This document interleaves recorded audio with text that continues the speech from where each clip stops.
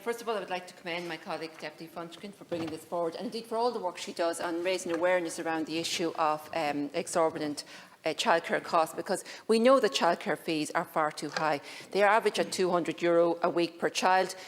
That's €800 a month, or even up to about €1,300 a month in some parts.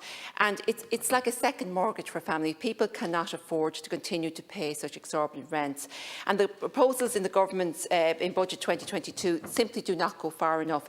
I mean, it will lock in fees which are at a completely unaffordable level as it is.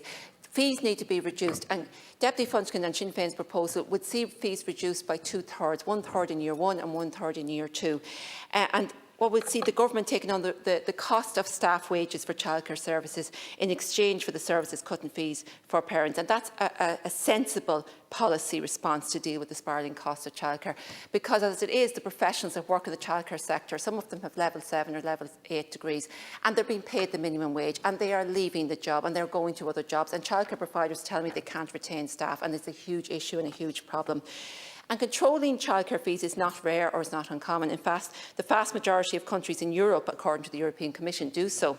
So the failure of government to introduce fee control mechanisms as part of their national childcare scheme was a fundamental policy flaw.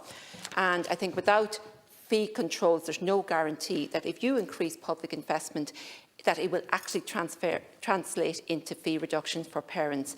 So, as I said, many families are under huge financial pressure, as it is with the rising cost of living, and they can't afford to pay for these childcare costs. It means that many people cannot actually take up employment. Many mothers are telling me that they can't go back to work after the maternity leave because they can't afford the childcare, or they can't find a childcare provider to look after their child. So they're extending by taking unpaid leave, or some of them choosing not to go back to work at all, especially as Deputy Funchkin says, when a second child is born.